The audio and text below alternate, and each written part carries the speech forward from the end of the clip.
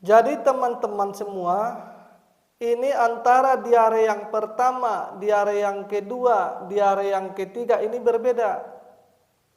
Diare yang pertama tadi itu disebabkan karena makan makanan bersifat lembab, ditambah lagi makan makanan yang bersifat dingin. Jadi makanan yang bersifat lembab itu tadi seperti tape dan ketan, ditambah lagi makan makanan bersifat dingin atau buah-buahan yang rasanya manis seperti semangka dan melon. Ini yang membuat perut itu tidak nyaman, ini yang membuat perut itu tidak karu-karuan. Tetapi ketika ini dipaksakan terus-menerus, akhirnya itu menyebabkan diare. Yang kedua, ini diare ini disebabkan karena terlalu banyak makan makanan yang sifatnya asam atau jeruk ya. Jeruk itu yang sifatnya asam. Rasa asam itu identik dengan sifat dingin. Jadi ketika terlalu banyak makan makanan atau minum-minuman yang sifatnya asam, maka akan mempengaruhi rongga tengah itu. Ketika rongga tengah itu terpengaruhi, maka akan mempengaruhi organ yang ada di dalamnya. Ini yang menyebabkan perut itu tidak karu-karuan. Perut itu seperti diremas-remas. Ketika ini dipaksakan terus-menerus, maka akan menimbulkan diare. Yang satu ini disebabkan karena terlalu banyak makan makanan atau minum-minuman yang rasanya pahit, seperti jamu pahitan atau sayur-sayur yang rasanya pahit. Maka rasa pahit itu juga identik dengan sifat dingin. Jadi ketika ini terus dipaksakan terus-menerus, maka akan membuat perut itu rasanya seperti ditusuk-tusuk, rasanya seperti diremas-remas. Ya. Jadi kalau itu tetap dipaksakan, akhirnya akan menimbulkan diare. Jadi diare yang pertama, diare yang kedua, diare yang ketiga, ini penyakitnya serupa tapi tidak sama. Kalau umpama kita cek, kalau yang pertama itu biasanya disebabkan karena terlalu banyak makan makanan yang bersifat lembab dan bersifat dingin, biasanya lidahnya tebal, pucat, dan banyak lendirnya. Maka ini yang pas seharusnya obatnya itu penghangat perut atau penghangat sistem. Penghangat perut itu atau penghangat sistem itu dikombinasi dengan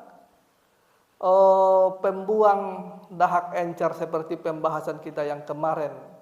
Dahak ini nanti yang menyebabkan perut itu juga tidak nyaman. Dahak itu atau lendir itu tempat bersarangnya virus dan bakteri. Maka yang satu cara kerjanya membersihkan dahaknya atau lendirnya, yang satu itu menghangatkan. Kenapa dia dihangatkan itu? Karena dia terserang lembab dan dingin. Perbedaannya di situ. Yang satu ini disebabkan tadi karena terlalu banyak makan makanan yang sifat asam. Ini kalau dicek ini lidahnya agak pucat, tapi tidak terlalu pucat ya. Masih ada warna-warna merahnya, tapi dia agak tipis. Ini disebabkan karena energinya tenggelam atau energinya drop. Maka ini yang pas itu harusnya obatnya dia dikasihlah juga penghangat sistem atau penghangat perut yang bisa nanti menghangatkan sistem yang atau ruangan yang ada di organ tengah itu, ditambah lagi nanti dia dikasih penguat limpa lambung atau obatnya biasanya pakainya PWCC. Maka insya Allah nanti setelah obat ini masuk beberapa hari ke depan, diatur pola makannya lagi, diatur pantangannya, dikasih dia makan makanan yang sifatnya menghangatkan rongga tengah itu, maka insya Allah beberapa hari ke depan ini akan selesai kasusnya. Kalau yang satu ini ketika dicek biasanya lidahnya, ini lidahnya itu agak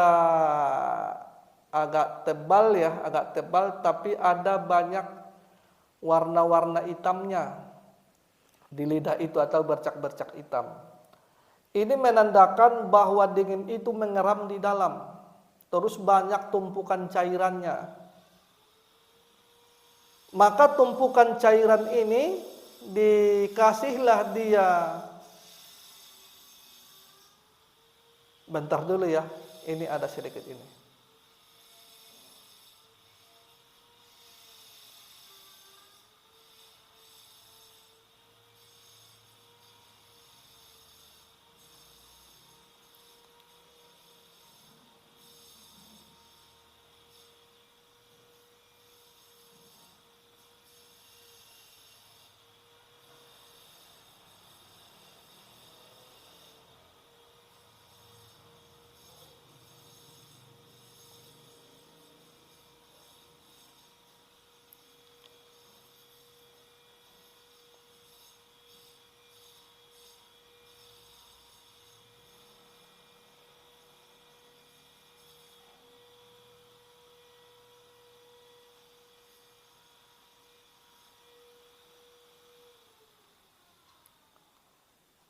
Maka kita lanjutkan lagi.